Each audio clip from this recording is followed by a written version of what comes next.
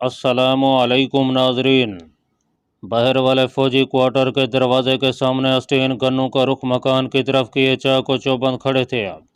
तीसरे सेकंड में मैंने एकदम से दरवाजे में बहरा कर इंडियन फौजियों पर फायरिंग खोल दिया। अगरचे वह पूरी तरह होशियार थे, मगर उन्हें इस अचानक हमले की हरगिज तवक्को नहीं थी। गोलियों की बौछार सीधी उन पर जा पड़ी। फासला ज्यादा नहीं था, तीनों फौजी वहीं ढेर हो गए। आसपास के क्वार्टरों में शोर सा उठा। लोगों ने खिड़कियां धड़ाक धड़ाक बंद कर दी। मैं दो तीन छलांगे लगाकर जीप में घुस गया और उसे स्टार्ट करके इतनी जोर से पीछे घुमाया कि टायरों की चीखें निकल गईं। स्टेन गन मैंने साथ वाले सीट पर फेंक दिया और जीप को एक मशाक ड्राइवर की तरह तेज रफ्तारी से छोटे छोटे घड़ों में से उछालता हुआ कच्ची सड़क की तरफ बढ़ा। आश्रम के सामने से जनाटे के साथ गुजरा तो बरामदे में कुछ गांधी भगत मुंह खोले खड़े कस्बा साहब बरमती के मकानों की तरफ देख रहे थे, क्योंकि फायरिंग की आवाज़ उधर ही से आई थी। उन्होंने मुझे जीप भगा कर ले जाते देखा तो आंखें फाड़े देखते ही रह गया, मगर अब मुझे उनकी परवाह नहीं थी। मुझे अपनी जान बचाकर वहां से निकल जाने की फिक्र थी। यह तलख हकीकत भी मेरे पेश नज़र थी कि मैं फौजी जीप में ज़्यादा दूर तक नहीं जा सकूंगा। एक कांग्रेसी खद्दर पोश को फौजी जीप चलाते देखकर रास्ते में कोई भी मिलिट्री पुलिस की जीप मेरे पीछे लग सकती थी और वह वायरलेस पर आगे चेक पोस्ट को खबरदार भी कर सकती थी। यह बड़ी गनीमत हुई थी कि मैंने चारों फौजियों को ढेर कर दिया था। अगर उनमें से एक भी जिंदा रहता तो वो मेरे फरार की आगे इतला दे सकता था। जो मुझे कम अज़ कम 15-20 मिनट का वक्फा मिल गया था।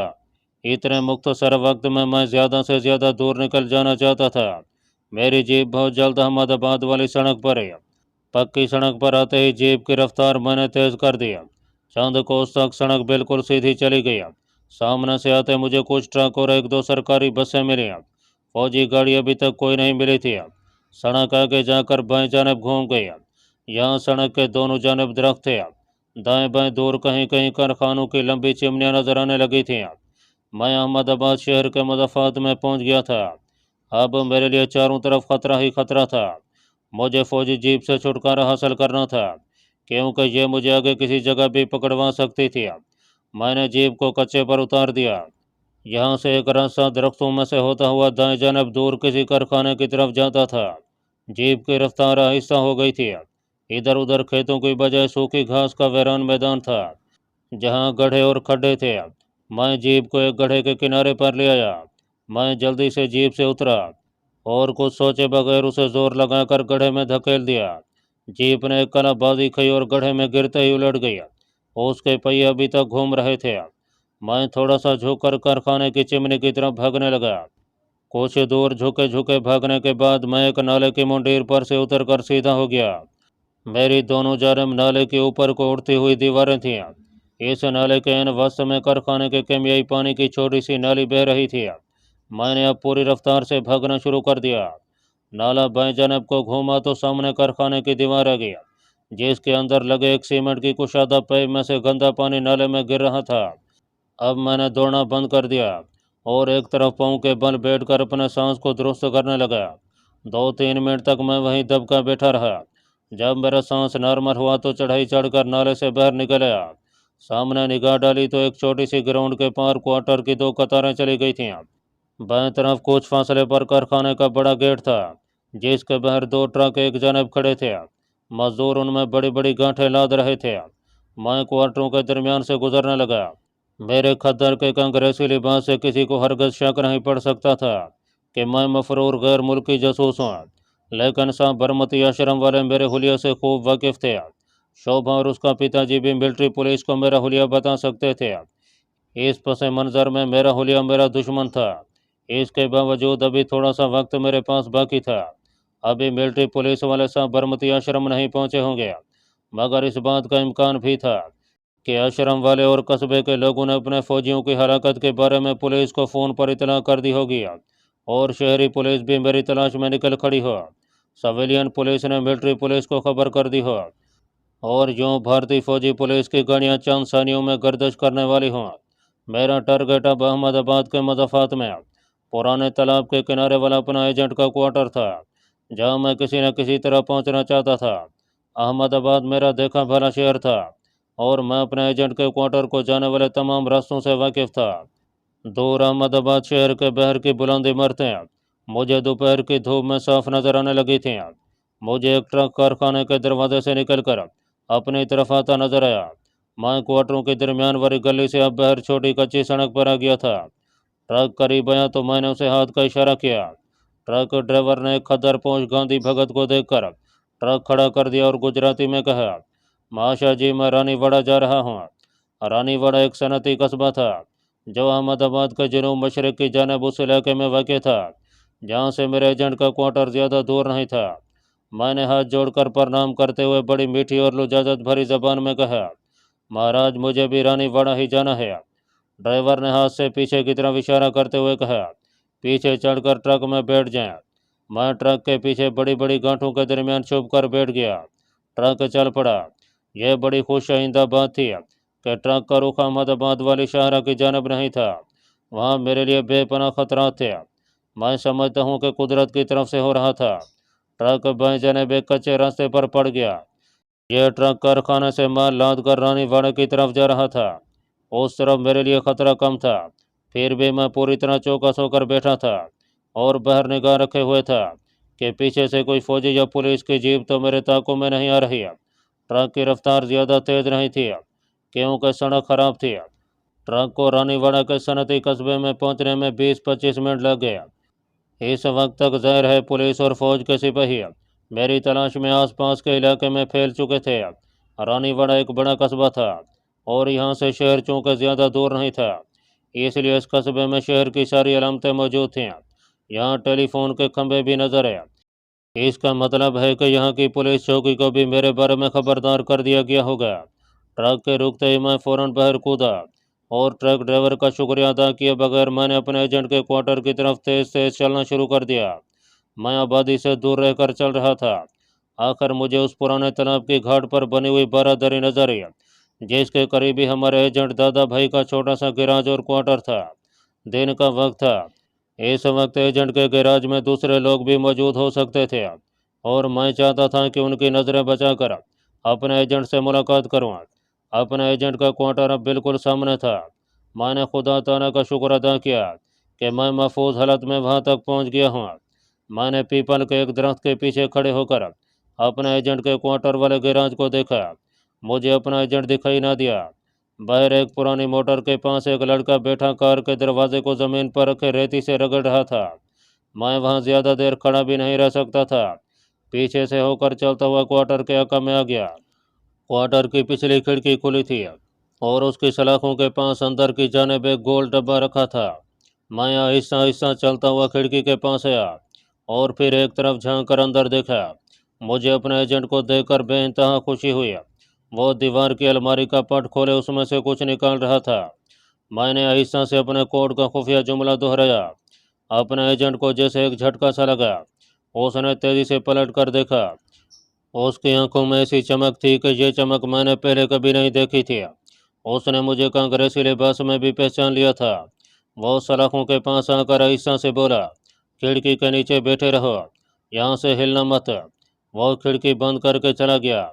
मैं खिड़की के नीचे दीवार के साथ लगकर अकड़ूं बैठ गया। मुझे अपने एजेंट की आवाज़ सुनाई दी। वो अपने मुलाजिम लड़के को किसी काम से भेज रहा था। मैं चुप गुमसुम बैठा सोच रहा था कि यहाँ अपने एजेंट के पास कोई ज़्यादा महफूज नहीं रहूँगा।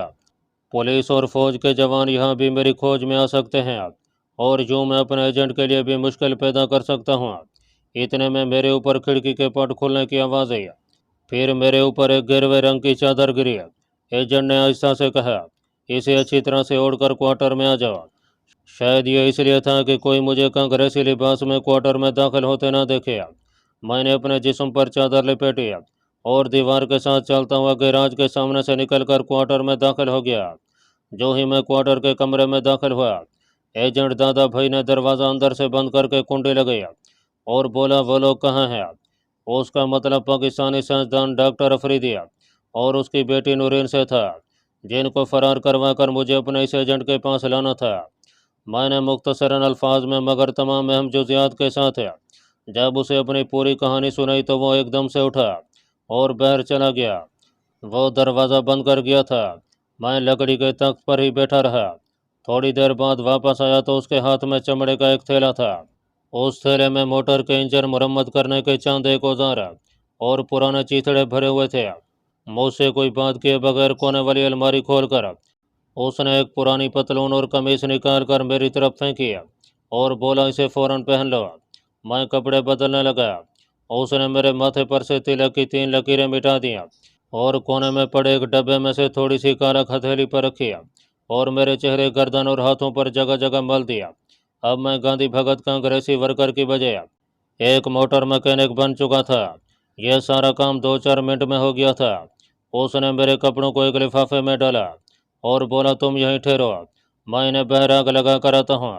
मेरा हुलिया वाकई एक मोटर मैकेनिक का बन गया था। मेरे पाँव में अब चप्पल की जगह अपने एजेंट के पुराने बूट थे। सीधा रंगनी का मन का मैं अपनी जेब में रखना नहीं भूला था। वो अंदर आया और बोला, औजारों के थैले को कांधे से लटका लो और यहाँ से निकलकर क्वार्टर के पीछे जो इमली का पेड़ है वहाँ मेरा इंतज़ार करो। मैंने ऐसा ही किया और क्वार्टर के अकब में इमली के एक गुंजान दरख्त के नीचे आकर बैठ गया। मुझे यहाँ से क्वार्टर का शहर नज़र नहीं आ रहा था। शहर से निकलते वक्त मैंने कोने में पानी के पंप के पास एक तरफ टीन के डब्बे में से धुआं निकलते देखा था। ये मेरे कांग्रेसी कपड़े जल रहे थे। मुझे दूर से साइकिल पर एक नौमर लड़का क्वार्टर की तरफ आता नजर आया। यह अपने एजेंट का वही कारीगर लड़का था जिसको उसने किसी काम से भेजा था। मैं इस रुख पर बैठा था कि लड़के की निगाह मुझ पर नहीं पड़ सकती थी। चंद लम्हे ही गुजरे होंगे कि क्वार्टर के आगे से एजेंट दादा भाई साइकिल था में मेरी तरफ आया। उसने मुझे साइकिल के आगे बैठने का इशारा किया। मुझे साइकिल पर बिठाकर उसने साइकिल शहर जाने वाली सड़क पर डाल दिया। इस सड़क पर कहीं कहीं खोखों की दुकानें बनी थीं। सड़क पर ट्रैफिक ज़्यादा नहीं थी। मैंने आहिस्ता से पूछा कि हम कहाँ जा रहे हैं। उसने गहरी आवाज़ में कहा, फिर यह सवाल मत करना। मैं चुप कर रहा। वो साइकिल ज़्यादा तेज़ नहीं चला रहा था। उसका अंदाज बिल्कुल नॉर्मल था, जैसे वो मुझे साथ लेकर किसी के गैराज में पड़ी खराब मोटर की मरम्मत करने जा रहा हो। औजारों को थैले में मैंने आगे हैंडल पर डाल लिया था। वह मुझे शहर के एक इलाके से गुजार कर अहमदाबाद शहर की गुंजान आबादी में ले आया। यहाँ बाजार तंग थे, आमने सामने दुकानें थीं। सामान से भरी हुई दुकानों पर खरीदो फरोख्त हो रही थी। ज़्यादातर कपड़ों की दुकानें थीं, कहीं जूतों के स्टोर भी थे। अब हम साइकिल से उतर कर चल रहे थे। लोग आ जा रहे थे। मैं इस गुंजान आबादी में पहले कभी नहीं आया था। हम आपस में कोई बात नहीं कर रहे थे। मुझे अब इस बारे में भी कुछ मालूम नहीं था कि वो मुझे कहाँ ले जा रहा है। इतना अंदाज़ा ज़रूर था कि वो किसी खास जगह पर मुझे कुछ वक्त के लिए छुपाना चाहता है। दोपहर ढल चुकी थी। दुकानों के अंदर कहीं कहीं बल्ब रोशन हो गए थे। हम मोड़ घूमकर एक बाजार में दाखिल हुए तो मुझे कुछ तब्दीली का एहसास हुआ। यहाँ जगह जगह दुकानों के ऊपर और बिजली के खंभों पर भारतीय फिल्मों के गुजराती और हिंदी साइन बोर्ड लगे थे। पान सिगरेट की दुकानों कहीं ने चमक रहे थे और टेप रिकॉर्डों पर कहीं कहीं से लता मंगेशकर के गानों की आवाज़ आ रही थी। मैंने ऊपर निगाह उठाई तो ऊपर खिड़की में एक औरत बाल खोले कंघी कर रही थी। आगे एक औरत खिड़की में झुकी नीचे गुजराती जबान में किसी को आवाज़ दे रही थी। लड़के को कहो कि कबाम वाले 4 पान भेज दे। एक मकान के चौबारे से सारंगी की आवाज़ आई तो मसला हल हो गया। ये बाजार हुसन यानी रेड लाइट एरिया था। मैं वाकई इस इलाके में पहली बार आ रहा था। अपना एजेंट एक गली में घुस गया। यहाँ मकानों के एक भी दरवाजे थे जिनकी सीढ़ियाँ ऊपर को जाती थीं। हर एक भी दरवाजे के आगे पत्थर का चबूतरा बना था। एजेंट ने एक चबूतरे के पीछे साइकिल खड़ी कर दिया और मुझे साइकिल के पास खड़े रहने की ताकीद करके वो मकान की सीढ़ियाँ चढ़ने लगा। यहाँ एक मकान से घुंघरों की हल्की झंकार के साथ किसी औरत के गाने की आवाज़ भी आ रही थी। ये मुझे किस बाजार में ले आया है? वो एक जिम्मेदार कहना मश्क एजेंट था। उसका नेटवर्क कहाँ तक फैला हुआ था इसका मुझे कतई इल्म नहीं था। बहरहाल इस वक्त मुझे किसी जाय पनाह की अशद ज़रूरत थी, क्योंकि शहर में मेरी तलाश में जगह जगह पुलिस और फौज के सिपाही घूम रहे होंगे। एक दुबला सा खशखशी बालों वाला उधेड़ उम्र गुजराती सामने वाले कोठे की अकबी सीढ़ियाँ उतर कर गली में आया। उसके कदम लड़खड़ा रहे थे, आंखें चढ़ी हुई थीं और पान की सुर्खी होंठों से बाहर तक फैली हुई थी। मेरी तरफ देखकर मुस्कराया और लहक कर बोला, भाई जी ने धक्के देकर निकाल दिया है। कोई बात नहीं, मैं ताड़ी पीने जा रहा हूँ, अभी आकर उसकी खबर लेता हूँ। उसे हिचकी लगी थी। वो झूमता झूमता गली में से गुजर गया। मुझे अपने एजेंट के सीढ़ियाँ उतरने की आवाज़ आई। मेरे पास आकर उसने कहा, ऊपर आ जाओ। मैं ड्योढ़ी से गुजरकर नीम रोशन सीढ़ियों के पास पहुंचा तो एजेंट ने मुड़कर आहिस्ता से कहा, ये अपनी ही औरत है, वो तुम्हें कुछ दिन यहाँ छुपाए रखेगी। इसके बाद सोचेंगे कि तुम्हें सीधा रगनी के पास कैसे पहुंचाया जाए। हम ऊपर एक नीम रोशन छोटे से कोठरी नुमा कमरे में आ गया। यहाँ एक पलंग, एक जालीदार अलमारी, ट्रंक और पुराने कपड़े बिखरे पड़े थे। मैंने एक छोटे कद की सांवली भारी जिस्म वाली साड़ी पोश औरत को देखा, जिसके बालों में बहुत ज्यादा खसाब लगा था। उसने गले में सोने का हार पहना हुआ था, कलाइयों में भी सोने के मोटे कड़े थे। वह पलंग पर पाँव नीचे किए बैठी थी। लगता था कि वो अभी अभी दूसरे कमरे से यहाँ आई है। अपने एजेंट ने मेरी तरफ देखने की भी जरूरत महसूस न की और दरवाजे से निकलकर सीढ़ियाँ उतरने लगा। लक्ष्मी बाई शायद नेका थी, उसकी शिकाली बता रही थी। दूसरे कमरे से हारमोनियम की आवाज़ बुलंद हुई और कोई औरत था थई की गिनती करने लगी। उसकी दबी दबी आवाज़ आ रही थी। आवाज़ नौजवान लड़की की मालूम होती थी। लक्ष्मी बाई पलंग की पट्टी से उठी और दरवाजे की तरफ जाते हुए गुजराती में बोली, यहाँ तुम्हारा नाम शंभू होगा। मैं तुम्हारे लिए कपड़े लेकर आती हूँ। कोठड़ी के बाहर गुसल खाना है, तुम मुँह धोकर कानक साफ कर लो। वो मेरे करीब से गुजरी तो मुझे चंबेली के अतर की बोझल खुशबू आई। वो चली गई। कोठड़ी से बाहर एक गुसल खाना था। मैंने साबुन से अच्छी तरह मुँह धोया, चेहरे और गर्दन पर लगी कालक को साफ किया और वापस कोठड़ी में आकर पलंग पर बैठ गया।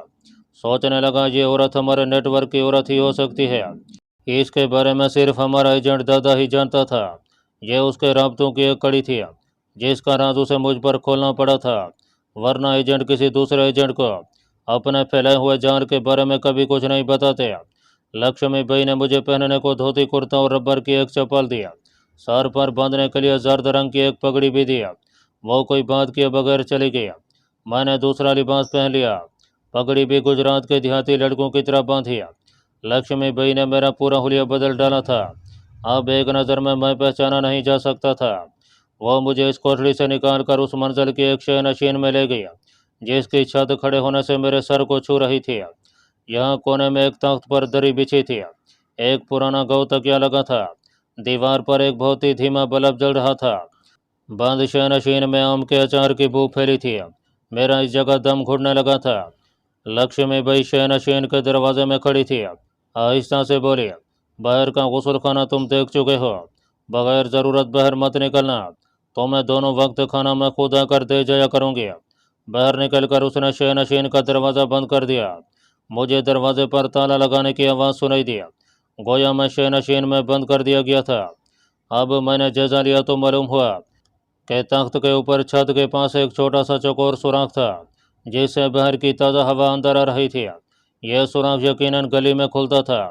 इसमें कोई शक नहीं था कि मुझे इस किस्म की पनाहगाह की ज़रूरत थी, इसलिए बाहर मेरे लिए सिवाय मौत के और कुछ नहीं था। मैं न सिर्फ एक गैर मुल्की जासूस था, बल्कि कुछ देर पहले मैंने इंडियन फौज के 4 जवानों को अस्टीन गन से भून डाला था। यह कोई मामूली जुर्म नहीं था। लेकिन इस बंद शय नशीन की 3 दीवारें ईंटों की बनी हुई थीं। एक दीवार जिसके साथ मेरा तख्त लगा था, लकड़ी के बस्सों को जोड़कर बनाई गई थी। इस दीवार की दूसरी जानब से हारमोनियम और नाच के बोल की धीमी आवाज़ बराबर आ रही थी। फिर यह आवाज़ बंद हो गई। मैं गाँव तकिए पर सर रखकर लेट गया। कुछ देर के बाद आम के अचार की बू का मैं आदी हो गया था। रात को साथ वाले कमरे में से नाच गाने की आवाज़ आना शुरू हो गई।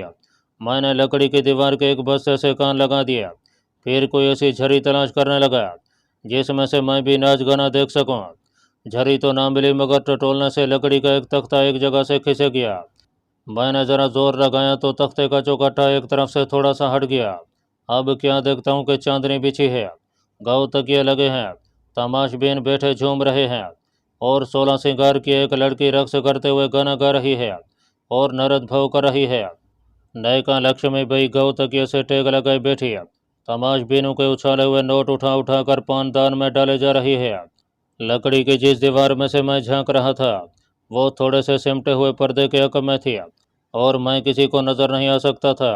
एहतियात के तौर पर मैंने चौकट्टे को ज्यादा नहीं खिसकाया था और शय नशीन की बत्ती भी बुझा दी थी। रात गए तक यह महफिल रक्सो सरूर जारी रही। फिर मैं चौकट्टे को बंद करके सो गया। दूसरा दिन भी गुजर गया। लक्ष्मी बाई सुबह दोपहर शाम खुद मेरे लिए चाय और खाना लेकर आती थी। वो मुझसे ज़्यादा बात नहीं करती थी। हाँ या ना सिर्फ इशारों में कहती। मुझे वहाँ खुद साख्ता कैद में पड़े चौथी रात थी।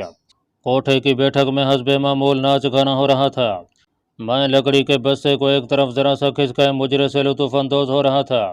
आज कोई बड़ी मालदार असामी आई हुई थी। यह एक मोटी तोंद वाला कोई अयाश जागीरदार पटेल था। उसके खुशामदी भी उसके आसपास बैठे बढ़ चढ़कर दाद दे रहे थे। लक्ष्मी बाई उस मोटी तोंद वाले गुजराती जागीरदार की बेहद दिलजोई कर रही थी। बार बार उसे पान लगा देती और दोनों हाथों से बलाएं लेती। लड़की भी रक्स करते हुए आज कुछ ज़्यादा ही नखरे कर रही थी और पटेल नोट पर नोट लुटाए जा रहा था। नोटों की गड्डी उसने अपने पहलू में रखी हुई थी। इतने में जोर से दरवाज़ा धड़धड़ाया। जागीरदार के माथे पर बल पड़ गया।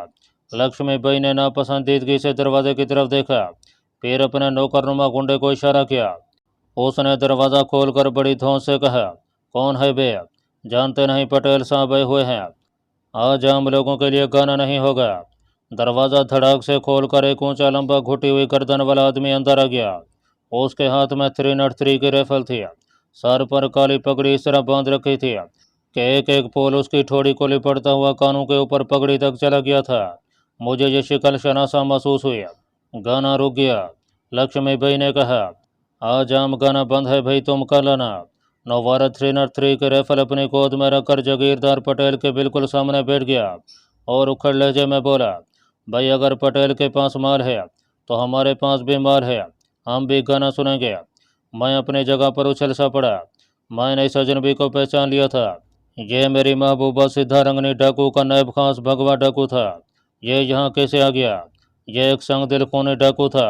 मुझे महसूस हुआ कि अगर लक्ष्मी बाई या उसके गुंडों ने कोई ऐसी वैसी बात की तो उनकी खैर नहीं। भगवा डाकू का एक हाथ राइफल पर था और दूसरे हाथ से उसने वास्कट की जेब में से नोटों की बड़ी गड्डी निकाल कर सामने रख दी थी। भाई गाना शुरू करो। भगवा डाकू की सुर्ख खूनी आंखों से वहाँ लोग कुछ कुछ खौफ जरूर हुए थे, मगर मोटे पटेल को शायद अपने हवारियों पर कुछ ज़्यादा ही मान था। उसने लक्ष्मी बाई की तरफ देकर कहा, लक्ष्मी बाई हमने तुम्हें रुपए इसलिए दिए थे कि हम अकेले गाना सुनेंगे। हम हाली मवालियों के साथ गाना सुनने के आदी नहीं हैं। भगवान ने 303 की राइफल सीधी कर लिया। लक्ष्मी बाई ने हाथ बांध दिए और बोली, राणा जी मुझे माफ़ कर दें, भाई आपको भी गाना सुनाएगी। लड़की पहले ही सहमी हुई थी। लक्ष्मी बाई का इशारा पाकर उसने रक्स शुरू ही किया था कि मालदार पटेल ने उसे रोक दिया और भगवा डाकू की तरफ गुस्सैली नज़रों से देखते हुए बोला, लक्ष्मी बाई हम लुच्चे लफंगों के साथ गाना नहीं सुनेंगे। मोटे पटेल की मौत आ गई थी, अब उसे कोई नहीं रोक सकता था। भगवा डाकू सीधा रंगनी डाकू का पाला था।